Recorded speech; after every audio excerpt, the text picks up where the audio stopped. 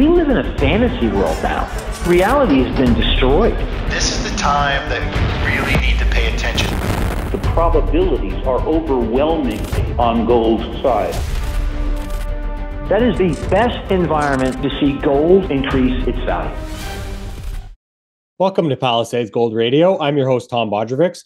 Joining me today is Martin Armstrong, hedge fund manager, international advisor, and author. Thanks for joining me today, Martin. How are you? Oh, not too bad. Better in the world, I think, but... Well, there's certainly lots to talk about here. And, of course, with the help of Socrates, your system, you do much work around global events like, let's say, the war in Ukraine, for example. So I wanted to start by asking you, has that followed the path that you thought it would here? We're over a year into this conflict. You and I spoke about it in the first couple months of it. And I just want to get your feeling of how it has progressed versus, what you expected. Well, we had actually published on our site back in 2013 that Ukraine, the computer picked Ukraine as the place everything was going to start a year in advance. And the U.S. clearly is the one that has been the instigator here. When 2014 and the revolution took place, there was an interim government, not elected, and Western powers stuck them in, and until elections could be handled. But it was that interim government that immediately started the civil war against the Donbass, and so that's pretty much what you have. And I think honestly, this whole thing has been choreographed. Pretty much not much different than, Vietnam, and that even all the evidence has now come out and saying, that LBJ said, well, for all he knew, they were shooting at whales that night. We were never attacked. Mm-hmm. The weapons of mass destruction, it didn't exist. The Assad, who didn't do the chemical, attacks on his own people. I mean, all these things are just, they're great. They make headlines and, oh, yeah, we got to go get them. And they always turn out to be false. It's even come out now from World War I that, the Germans had taken ads in a New York press saying, do not sail on the Lusitania. They're using it to sneak weapons over, and we will sink it. And they found the Lusitania, and sure enough, in the bottom was a whole bunch of weapons. It's just, I don't know what it is, but, you can even Google, there was a major Senate investigation on FDR, that they had broken the Japanese code. They knew they were going to attack Pearl Harbor. And he wanted that because he kept trying to get Congress to approve entering World War II, and they would deny it all the time. And he did the same thing that Biden has done to Russia. He froze all their money, confiscated everything in the United States. We were the energy supplier to Japan at the time, so he put an embargo on that. And when they said they would get oil from someplace else, he says, well, we're going to blockade that. And so they attacked Pearl Harbor. And it just seems that these people love war. I think it was Louis the 14th on his deathbed said, I think I have loved the war too much. I don't really understand why these people always want to do it. It just seems to be like their version of a football game or something. Mm-hmm. We got to beat them, but there's real people dying in this stuff, and you're blowing things up, etc. Mm-hmm. You can Google on the Daily Wire the very day before Putin entered the Donbass. Zelensky stands up and says, well, we're going to, rearm nuclear. And that very night, that was it. And it was in Putin's speech to Russia. He says they're going to, rearm Ukraine against us. And then they go, oh, unprovoked. Come on. Mm-hmm. You had the Minsk agreement, which the Donbass was supposed to be able to vote separately. And a journalist asked Merkel, why don't you enforce the Minsk agreement? And you have to wonder if she maybe had too much to drink that night or whatever, but she actually told the truth. Mm-hmm. Oh, we never intended to really honor that. We only did that to, quote unquote, allow Ukraine to buy time to build an army. Mm-hmm. The seriousness of that is very profound, because why should China, Russia, or anybody enter an agreement with the West if that's their attitude? Well, we don't really have to honor what we sign. Yeah. No I mean, it's, I don't know. I mean, I've never seen world leaders act like so irresponsible. And I've been doing this for 40 years. It's unprecedented. Mm-hmm. Yeah. You've kind of been paying attention to it, right? Yeah, a little bit. I mean, even when Reagan was elected, I was down in Washington and they were all upset because he was a governor. Mm-hmm. And I said, what's the problem? And they said, oh, well, he's not one of us. We're going to have to train him. That's why if you look at presidents or whatever, they want them to come from the Congress or from the Senate. And that's why they were against Trump, too. It's they don't want anybody from the outside coming in. They have to be a federal politician, not governors, not anything else. They don't want, it's their sandbox, and they don't want any kids from the outside neighborhood coming in and messing with them. Right. That's basically it. And people think that, red versus blue, but when it comes down to stuff like that, they're all on the same side. Mm-hmm. I mean, these warmongers are both Republicans and Democrats. So it's not, you can, hang it a blame on just one party. Side or the other. Yeah. I mean, they're engulfed in that. It's like, this is how we eat, how we fund our kids going to college or something. I don't know. But there is no difference on that side. And neither one really cares about the economy. That's irrelevant. Mm-hmm. And you take, Dick Cheney, I mean, in the Iraq War, and his former company, Halliburton, got all the contracts. And then when they were going to be investigated, what did they do? They resigned their American citizenship and moved to Dubai. And nobody says, oh, okay, yeah, that's fine. I mean, there's never been any accountability for any of this stuff. It's come out now that 50 CIA agents were out there with the Hunter Biden laptop swearing under oath it was all Russian propaganda. I mean, how many guys signed that, letter? I mean, that's perjury. They should all be given at least 5 years in prison for something like that. But hey, this is the way it is. We're a bunch of fools. They don't respect us at all, and figure, they can say whatever. Put your mask on and shut up. It's basically, otherwise you're going to die from new diseases, or whatever. Mm-hmm. But this is what's going on. It's, I think, even this nonsense that, Ukraine is defending democracy. Well, if they were defending democracy, the Minsk agreement said that Donbass was supposed to have elections. Hello, right. That's democracy. Mm-hmm. It's they say whatever they need to say, and it's getting to be really, really bad. I mean, and you can look at absolutely every war. They have never told the truth about anything, even once. I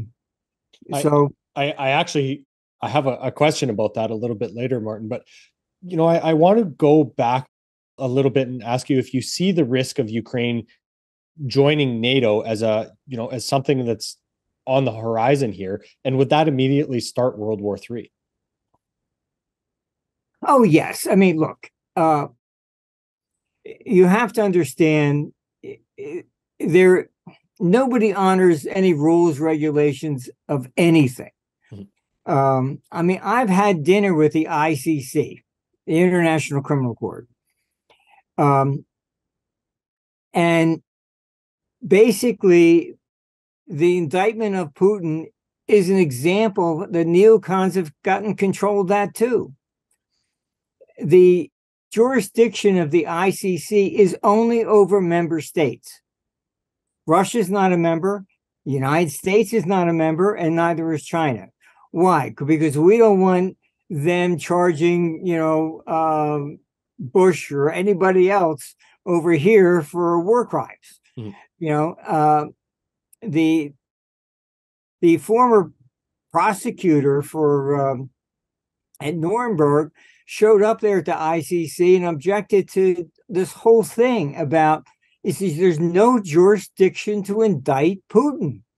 So, I mean, everything is just totally manipulated one way or another. And for Ukraine to join NATO, their own rules say no nation can join NATO while it's in war. Simple as that.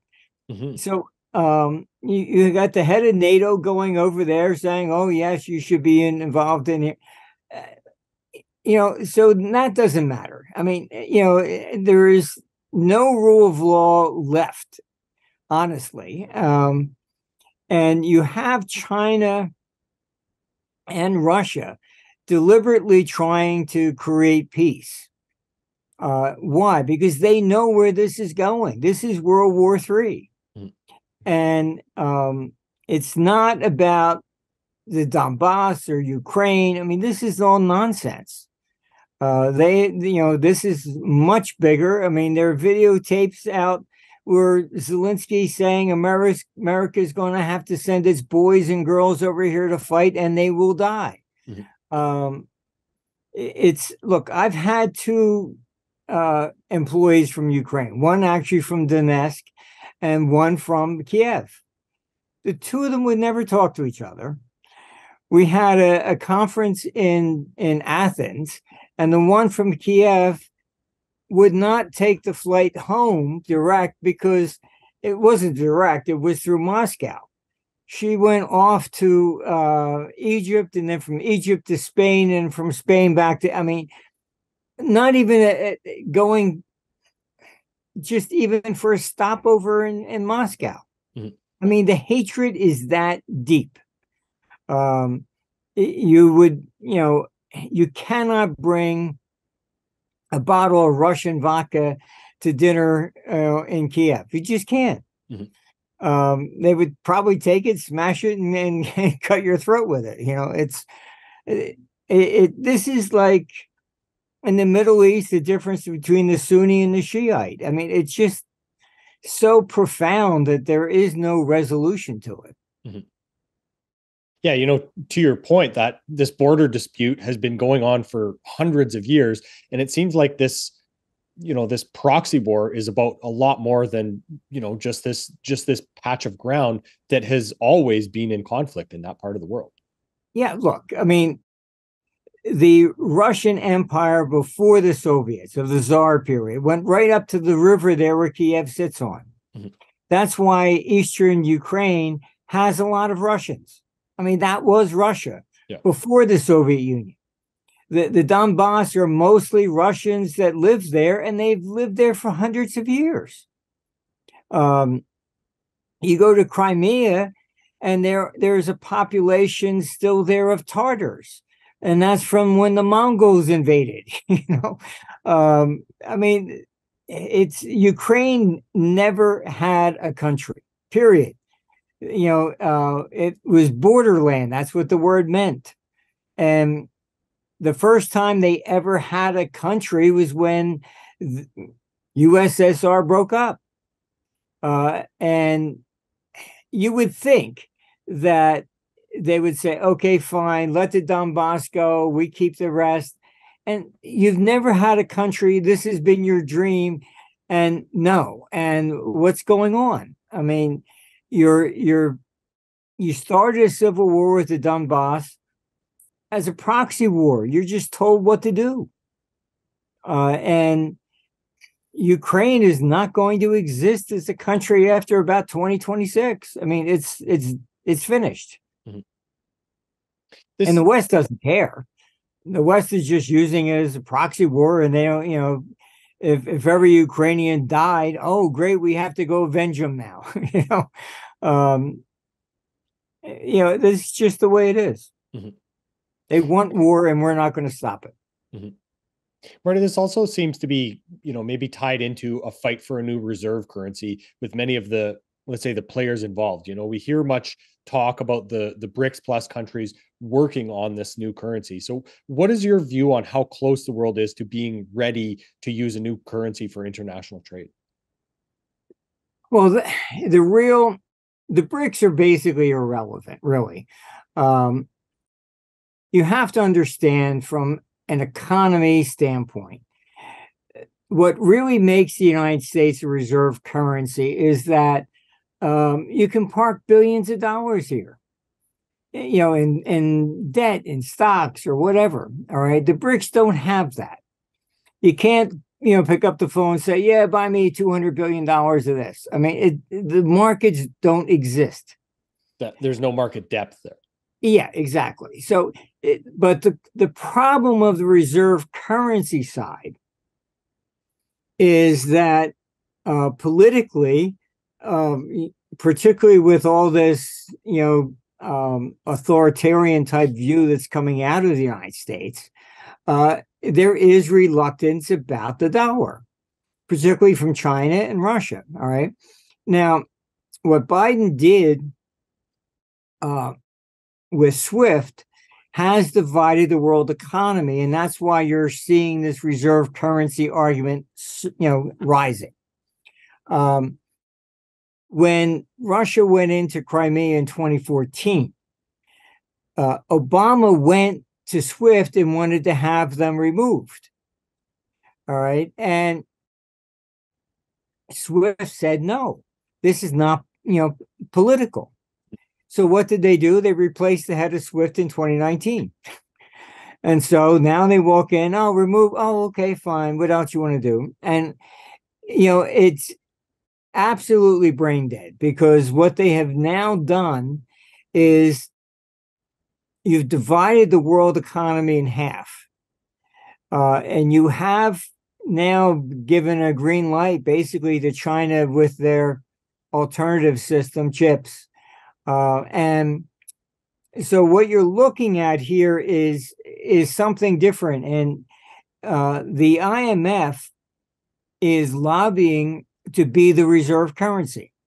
They've created this digital coin, and that's what they're really after, to replace the dollar politically. And so it would be the IMF, which I'm really against because they're one of the most corrupt agencies around. Which is saying something. Yeah, I mean, look, I've known the IMF for a long time. I've met even with board members and going to dinner, etc. Back in when they were first trying to take over Russia back in '99, they put on the bankers paid Evan Rothschild rented the entire National Gallery in Washington, D.C. And for an IMF dinner, I went down there and it was basically, them what you would say kissing ass, really, to bail out Russia, keep our money there, whatever. And I mean, it's just, that's the way it is. It's just the corruption in all these agencies. It's mind boggling. I mean, we've lost control of just about every government around. I mean, the principles of freedom, democracy, they really no longer exist. I mean, look at Trudeau in Canada, freezing people's monies because they just simply donated to the truckers. Mm-hmm. What's the legal basis of this? You had then the, seizing private assets of Russians, because they supported Putin. So that would be okay, fine. Biden's now there. Well, let's start confiscating all the assets of Republicans so that they can't fund an election. Mhm. I mean, there's certain things you just don't do. You can have any sort of a dispute between two countries, but you don't start going after their individuals. Mhm. I mean, that raises serious problems.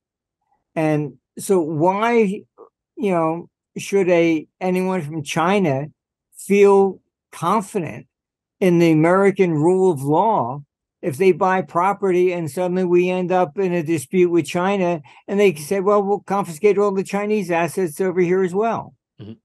Yeah, it You seems like have to- the rules change instantly when it suits them. Like you say, the rule of law, quote unquote, seems to exist, but it can change at the drop of a hat. Yes, I mean this is the problem. Washington has been, honestly, we've had a silent coup that people don't realize. And these neocons, which are in both parties, all they ever want is wars. I mean, just look at, the whole JFK assassination. I mean, I think everybody realizes the CIA took him out and they refused to release any papers still. I mean, that was 1963 and they still haven't released the papers that they said they were supposed to, because it points the finger at them.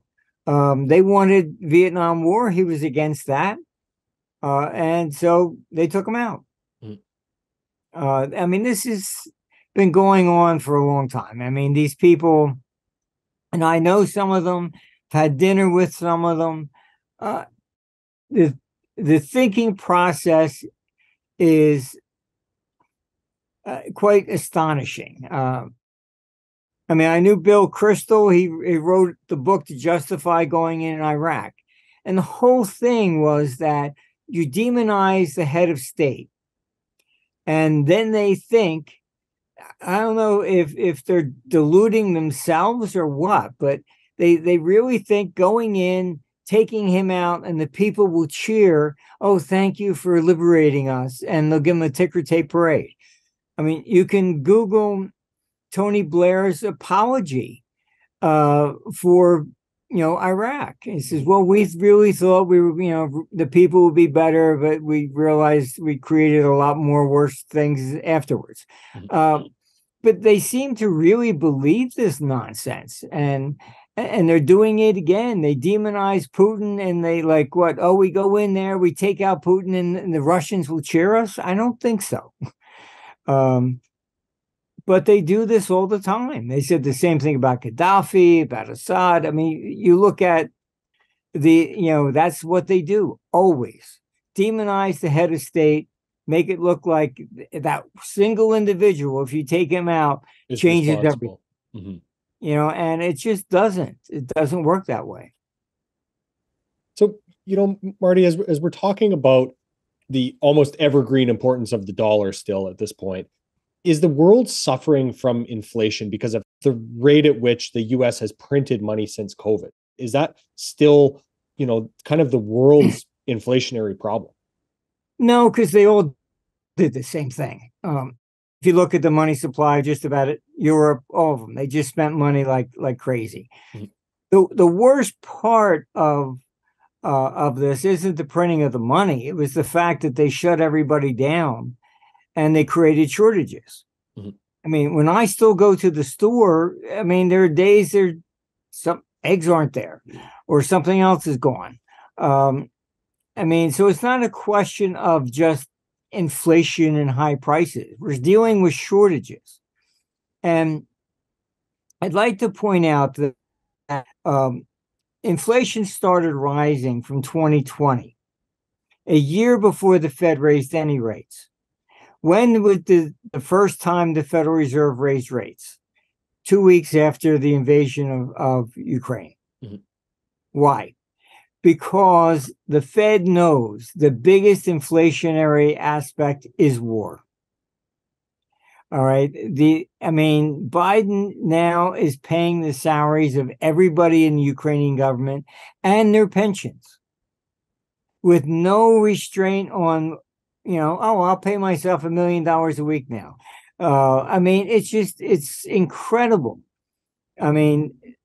Basically cheat the American people, raise taxes. Oh, we're concerned about billionaires and what they spend their $600 on eBay.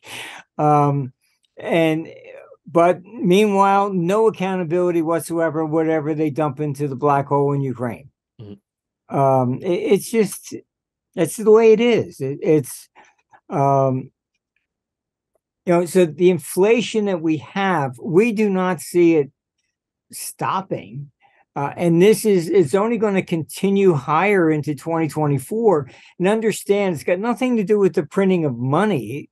It's that the fact that war is going on, so that necessitates printing the money. All right.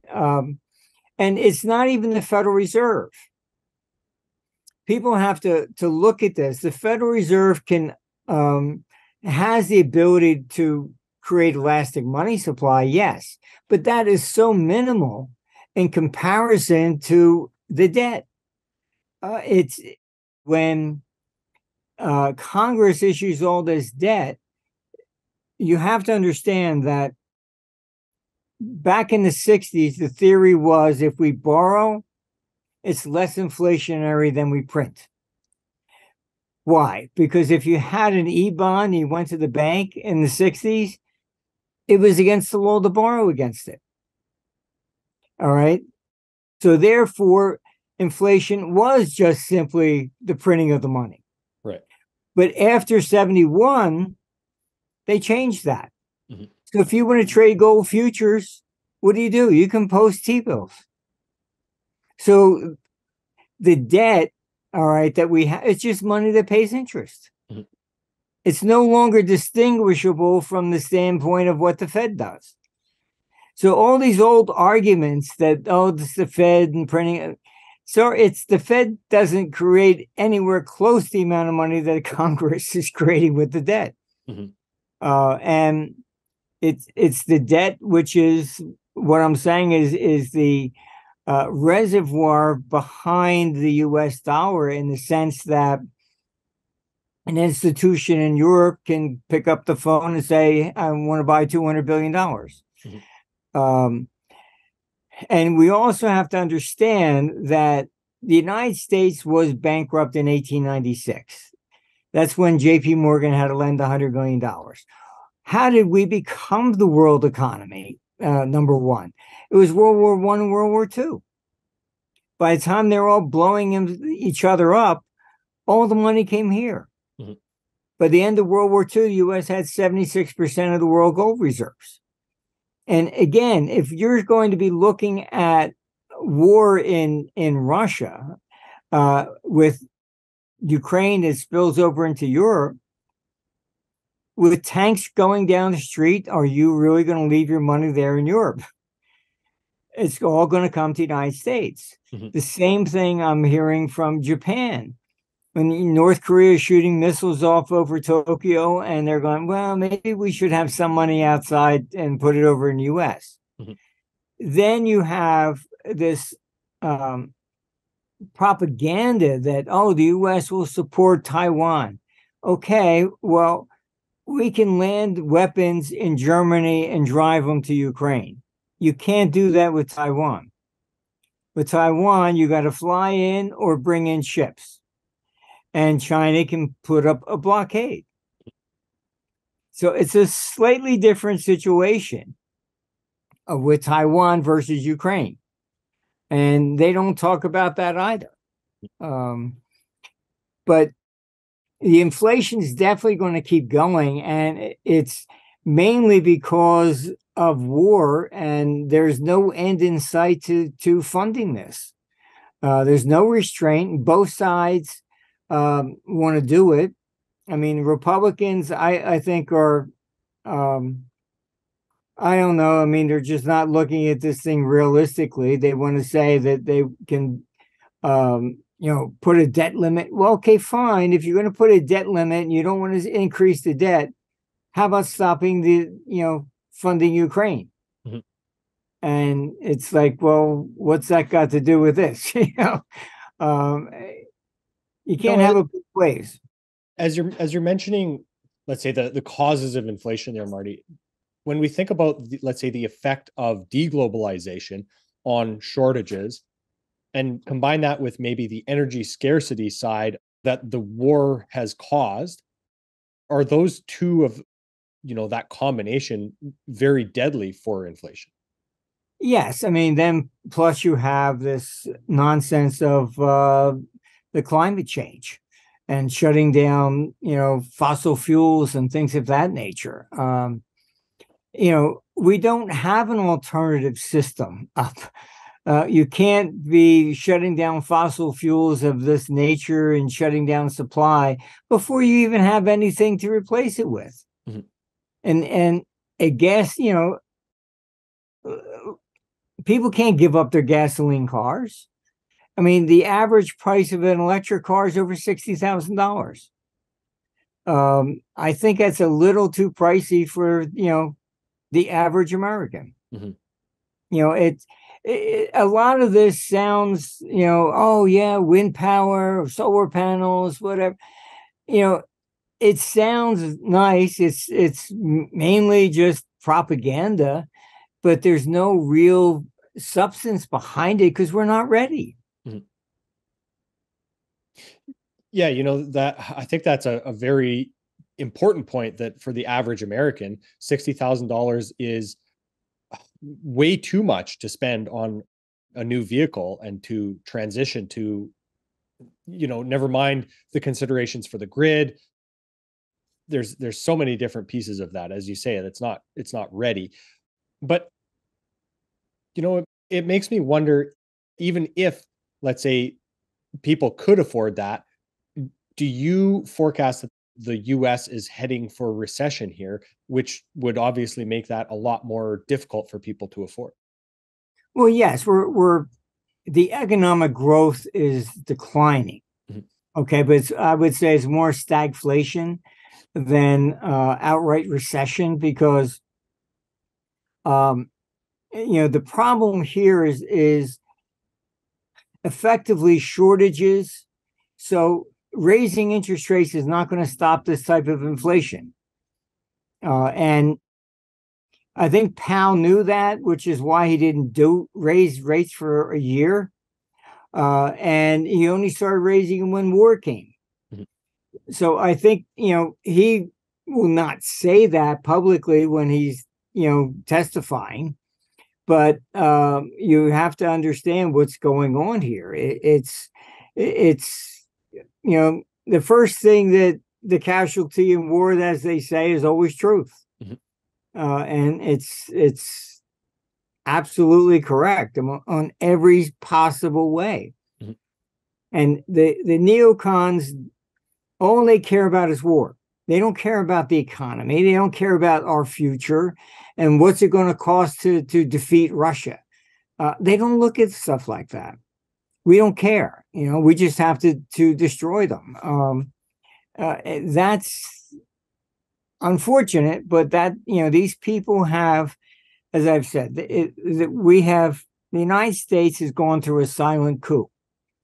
And when Trump was there, I was actually impressed. I went to dinner at Mar-a-Lago in March of 20, and he was the first head of state. And as you know, I've met most of them, but he was the first head of state I ever heard speak any remorse about the people that died on the battlefield. He said he was sick and tired of writing letters to parents to say their son died for God and country. And he said, what are they dying for? They've been fighting over borders over there for 1,000 years. What difference are we going to make? And so he wanted to pull the troops out of Afghanistan. Then you had the leader of the neocons at the time was John Bolton. Oh, that's outrageous. But, he's out there now saying we should be putting nukes in South Korea. I mean, they never stop. All right, so he fired all the neocons, and that's basically why I think you ended up with this whole Russia Gate and nonsense and everything else.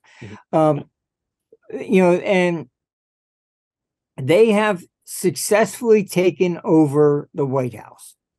Biden's in Never Never Land. I mean, he just signs whatever they put in front of him, and that's about it.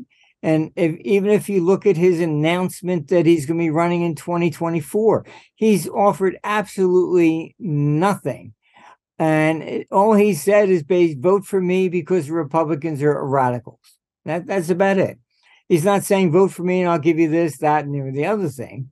He's just saying they're radicals, so let's keep the status quo. But his status quo is nothing but endless wars.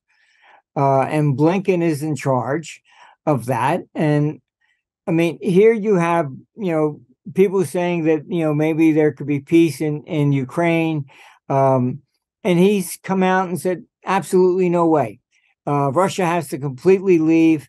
Well, that was the Minsk agreement, all right, which you signed, that they were supposed to have an independent Donbass. And you're saying not only is the Minsk agreement you refuse to honor, but you're telling Russia the only solution is you have to completely leave. And I mean, that's a no-win negotiation. So I just don't, I'm not very hopeful. I think my computer does not like the 2024 election at all. I don't think it's going to be fair. And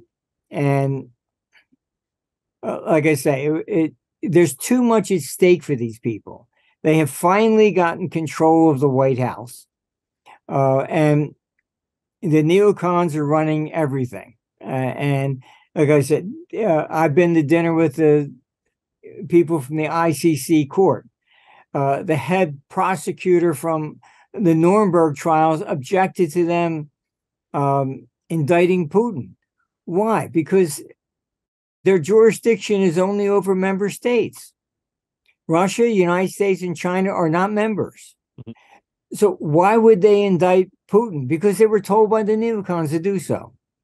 And they've seized the IMF, they've seized the World Bank, they've seized the ICC, and even NATO. So they are in full control.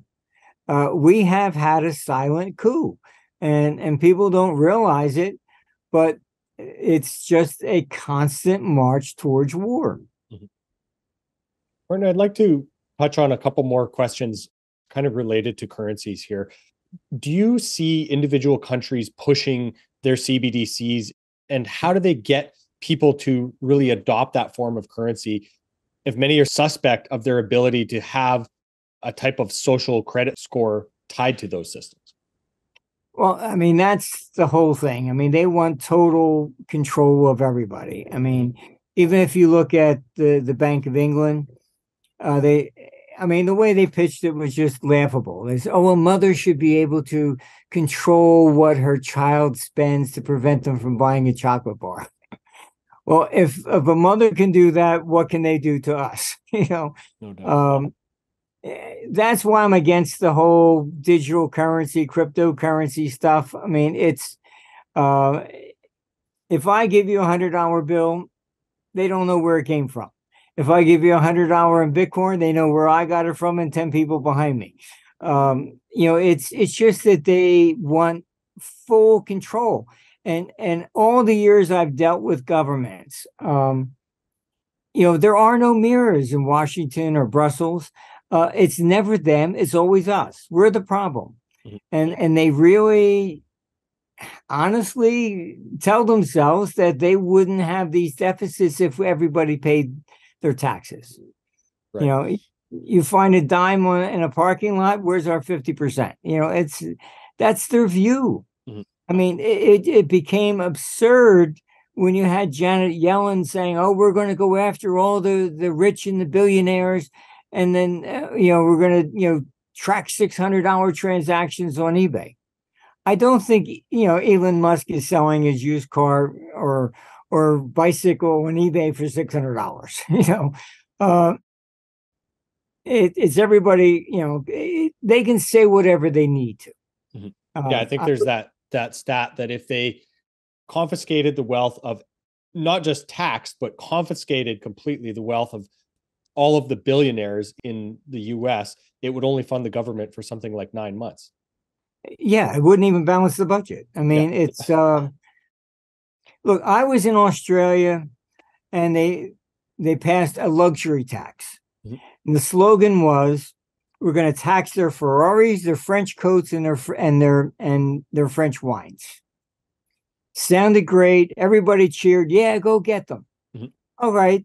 People voted for it. They passed it. What was in it? All electrical products. You bought a phone, oh, it was luxury tax. You bought a TV, luxury tax. Mm-hmm. I had only seen one Ferrari in Sydney at the time because they were already 100% taxed to get it in. I mean, so I mean, when I would go to dinners, nobody ever gave me French wine. It was always Australian wine. I mean, and the only place I ever saw somebody with a fur coat was down in Melbourne. That was about it. But it was a great slogan.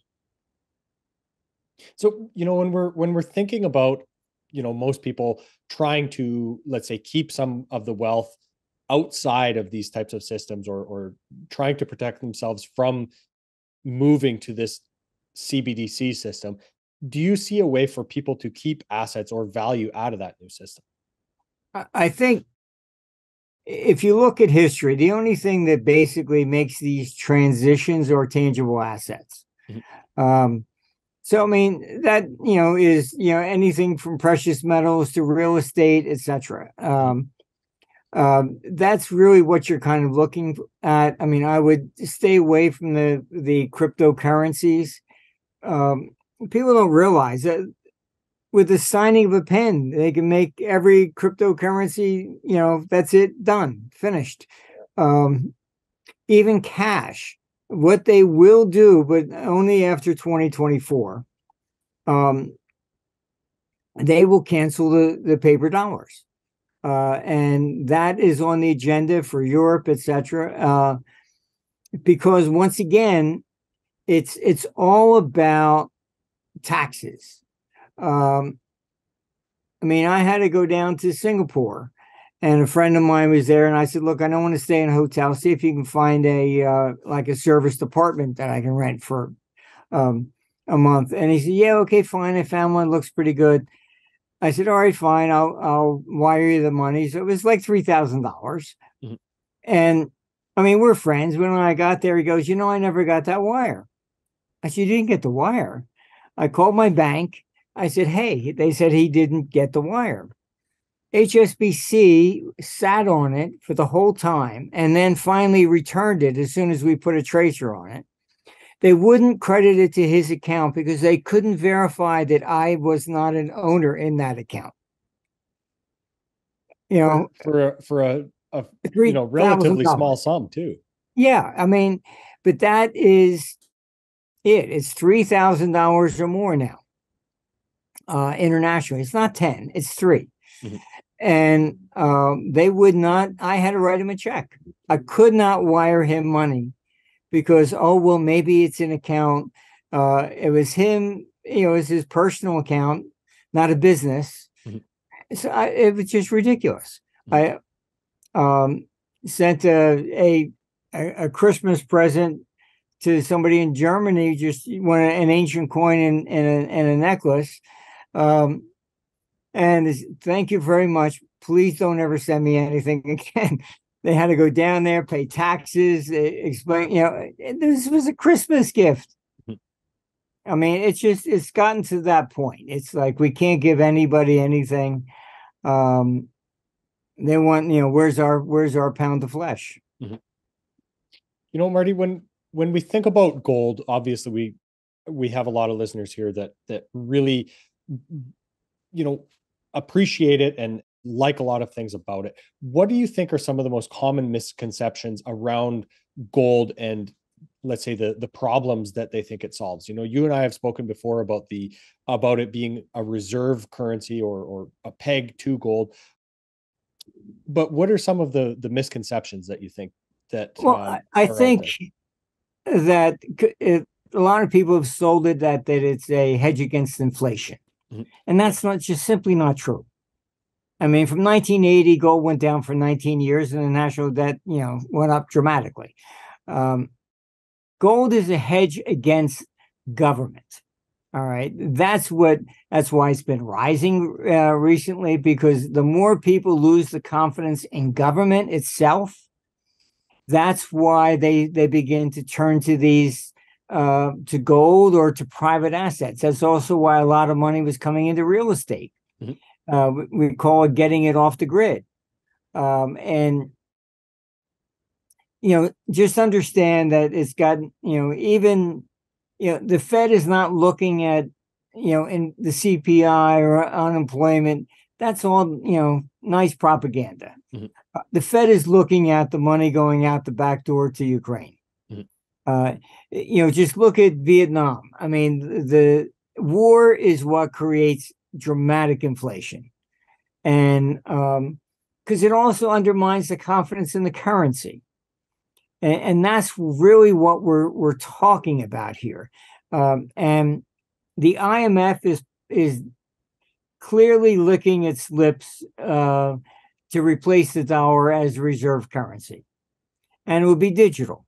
Mm-hmm. So they want to be able to track absolutely everything in the world all the time.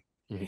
I don't, they're discussing look at us. I mean, that means the only thing that politicians are going to be able to take bribes in is basically barter.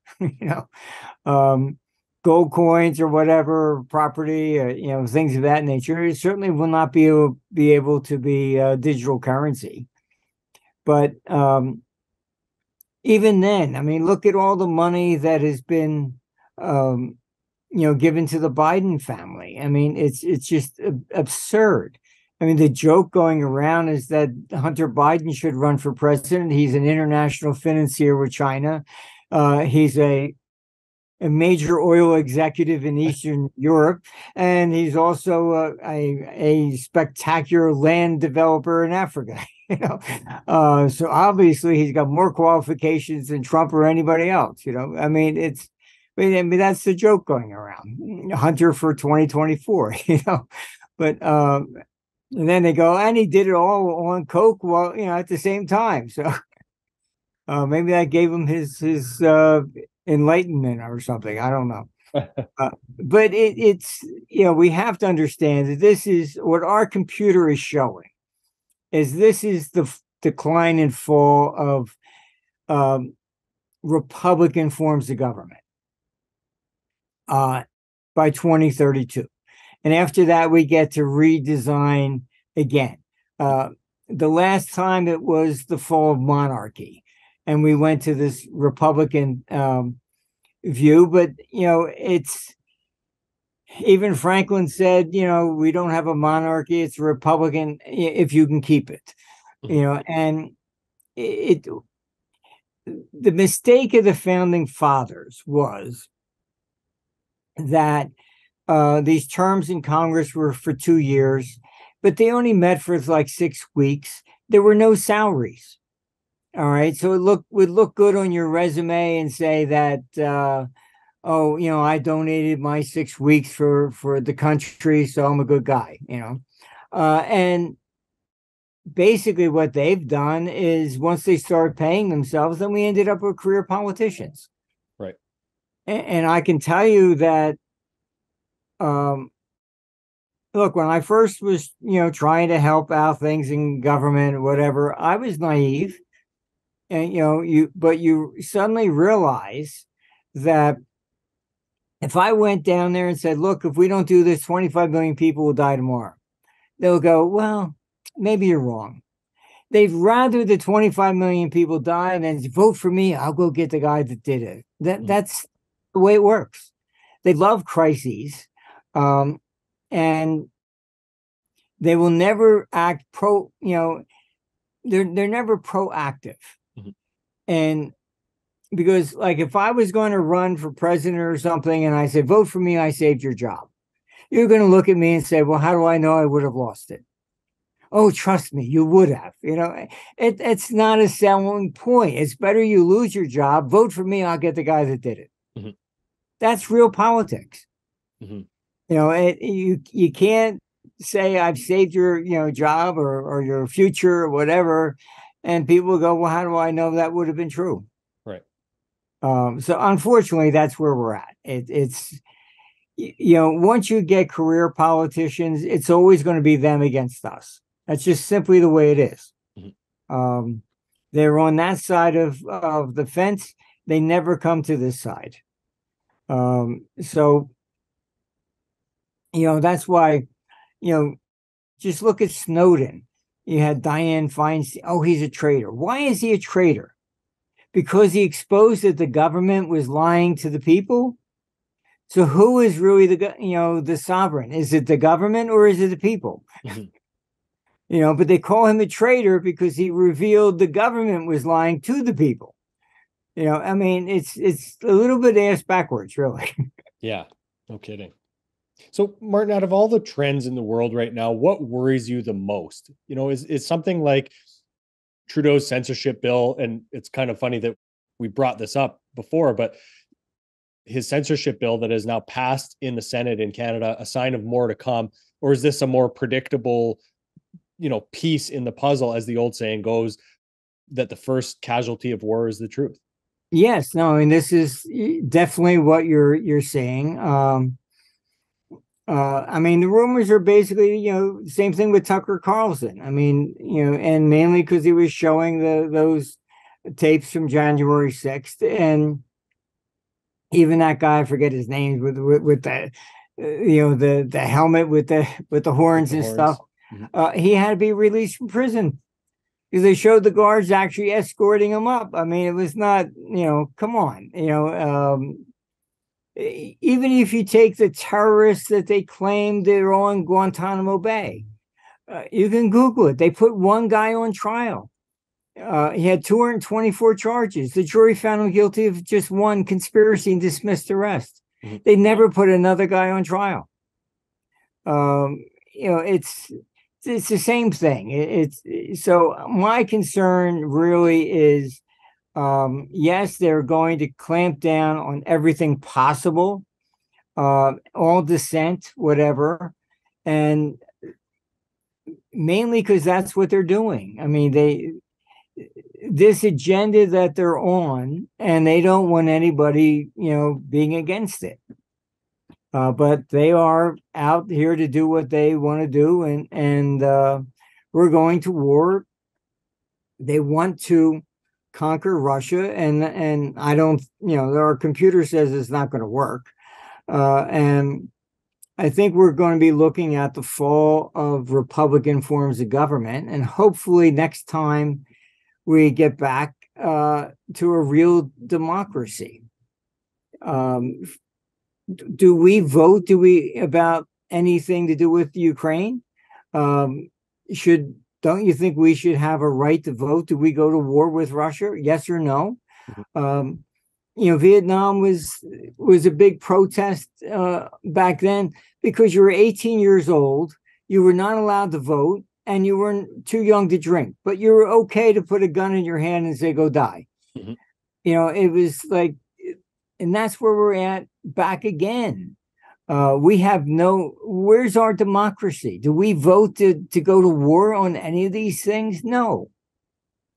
We're just told, here's a gun, get in line and defend us. I think that argument that you're saying about voting whether or not we want to go to war with Russia or not kind of presupposes the idea that we would have accurate information on which to base that decision, which I think is, going back to the point of the censorship bill, the more important point of this entire thing. Yes, I mean, look, that's shutting down everything they possibly can. I think Fox News has raised the white flag, and they have all sorts of power. I mean, I met like the former executive vice president of New York Post, who they put in prison. And he explained to me the way it works. The government comes and says, we have a favor. Spin this story this way or that way, or don't cover this or don't cover that. And if you do not comply, they come after you. Oh, did you pay your taxes? Individually. And that's really the way it works. So they have tremendous amount of leverage and power over any journalist that's out there, and over news organizations as well. Yeah, it seems like such a shame, and hopefully we're able to continue covering things like this to at least shed some light on it, right? For those that are, I think, just understand to listen, where we're going, what this is really about. And when all the dust settles, hopefully, people will realize that, what has taken place here, and say, this time we want to try not a monarchy, not a republic. We want to try a real, actual democracy, where we should have the right to vote. I mean, the closest thing is Switzerland. They do get a right to vote on various different things. Here, our politicians decide it in the back room, and we're told what to do. Yeah, that's not democracy. Well, Martin, I think that's a good place to wrap up our conversation for today. Was there anything else you wanted to touch on before we did? No, I think that's pretty much it. I mean, just try to understand that this is a power play. We have suffered a silent coup. These people have now seized control of everything. And just look at where we're going. Of course, if anybody wants to know more about you and Armstrong Economics, that's available at armstrongeconomics.com. And of course, on Twitter at Strong Economics, right? Yes. Perfect. Thanks so much for your time today, Martin. Really appreciate it. Well, thank you for inviting me. This podcast is for general informational purposes only. Nothing on this podcast should be taken as investment advice. Guests on this show are not compensated for their appearance. Listeners are urged to educate themselves and make their own decisions. Do not base any investment decisions on the information contained. To view our full disclaimer, please visit our website.